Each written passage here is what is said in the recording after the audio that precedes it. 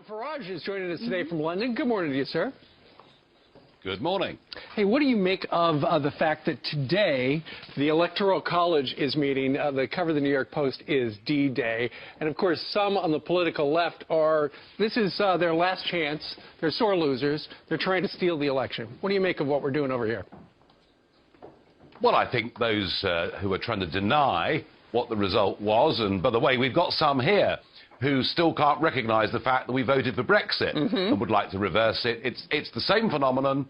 It's the same kind of people. It's those who've been in love with the liberal media elite, and I think it's quite disgusting to try to get delegates to reverse their votes today of all days. I don't believe it's going to happen. It would be absolutely monstrous if it did. Yeah, Mr. Farage, I mean, obviously you've seen similar trends on the Brexit side. They try to stop it, but it's also an effort to discredit it. How far have you seen the left go there to do it, and what should we anticipate here? Oh, well, we've seen, you know, sort of violent protests, but mind you, I saw a bit of that myself in Fifth Avenue outside the Trump Tower the other week. So, I mean, that's similar. What we've now got, of course, are a series of legal cases trying to delay the government over Brexit, over triggering this Article 50, which is the legal mechanism that we need to use to leave the EU. And we even had a left-wing member of Parliament claim that maybe Russian hacking was why we all voted for Brexit. So it's the same. Yeah. So it's the same.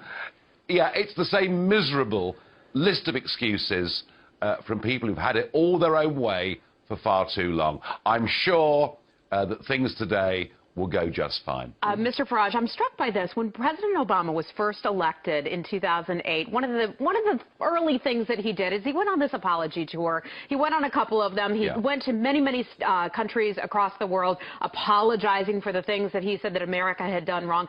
Donald Trump, he wins. He goes to the heartland of America. He goes to the states that helped elect him president. What is your take on all that, and how are folks overseas reacting to Donald Trump's, if they are, going to regular folks in America, whereas Barack Obama headed overseas? Well, I think Trump's absolutely right. You know, he got these people to vote for him, despite the fact they were told that, you know, terrible things would happen to America and America's reputation if Trump won. There's what I call Project Fear, and we have much the same of it here. So, no, I think what Trump has done with this sort of victory tour is absolutely right. And yeah, you know, people like Obama, and we had a very similar Prime Minister in Tony Blair. It's all about virtue signalling. It's about showing the international community what a splendid fellow you are and what wonderful values you hold. And in a sense, that's why we've got Brexit. That's why you've got Trump winning. You know, we've had enough of politicians that posture to try and make themselves look good and don't appear to really give a damn about the lives of ordinary people. Well, I tell you what, Nigel, Barack Obama now in the legacy phase of his presidency. He's almost out the door. On Friday, he had what could be his final press conference, and he made a statement that we thought, you know, it'd be great to have an international perspective. So I want you to listen to this, and then we want your point of view on it. Here's President Obama talking about how things are so much better off in the world now after his 8 years. Almost every country on earth sees America as stronger and more respected today than they did 8 years ago. In other words, by so many measures, our country's stronger and more prosperous than it was when we started. It's a situation that I'm proud to leave for my successor.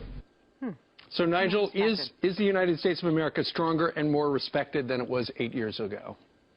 This is self-delusion, isn't it? It's somebody coming to the end of a very disappointing 8 years, doing his absolute best to try and write the history books. Do you know, I mean, here we are. I'm in the United Kingdom. We have been your oldest and closest, best ally for a very, very long time. Let me tell you that not only is Obama's reputation here lower than I can think of any American president for some time, but actually America's reputation is lower. You know, we used to be friends. We used to get on together, and yet we saw an American president looking, frankly, to Mrs. Merkel as being the boss.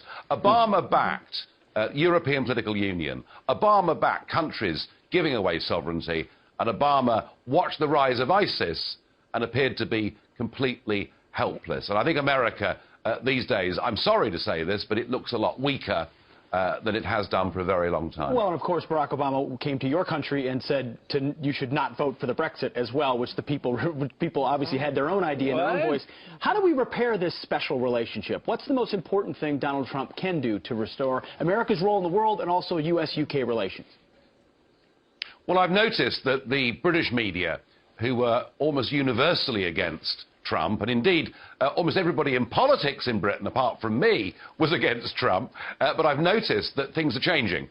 What is clear is that Donald Trump and many people around him do value the relationship that we've had together. You know, just think of the triumphs and tragedies that we've shared together over 100 years. Just think of the fact that without Britain and America, you know, liberty, democracy would have died completely in Europe and possibly much of the rest of the world.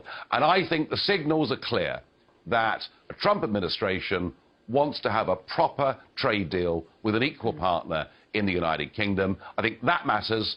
And I also think we need to recognise that NATO, yeah, it may need redefining, but we've got to get people to start paying their way. And I think Britain and America can work closely together on that project. And let me tell you, I am really genuinely excited about the prospects for both of us now.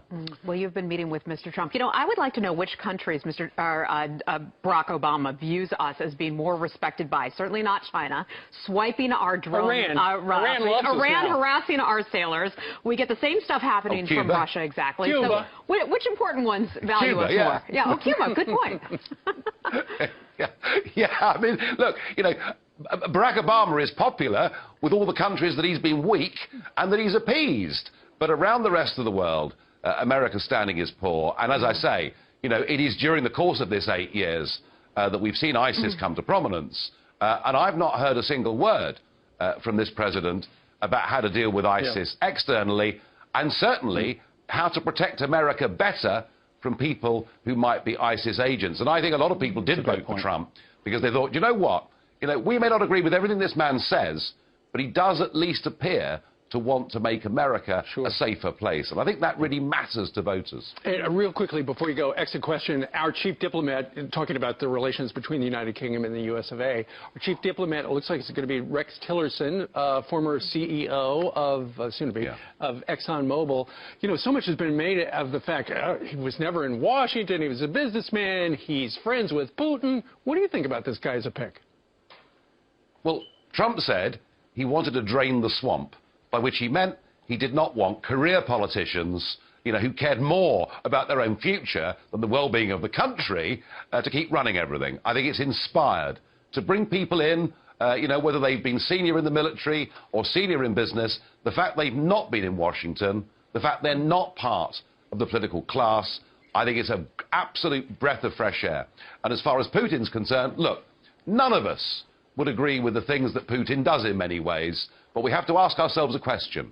Do we want to go on, particularly here in the European Union, and with Obama's backing, do we go on provoking Putin, or do we sit round the table and have a frank conversation with him? And you know, the great Winston Churchill once said that jaw is better than war. So let's start talking to Putin. Let's see if we can find some things that we actually agree on. There you go. All right. Nigel Farage joining us today from London, where it's lunchtime at breakfast time here in the United States. Nigel, thank you very much. Thank you, sir. Thank you. Appreciate it. Thank you.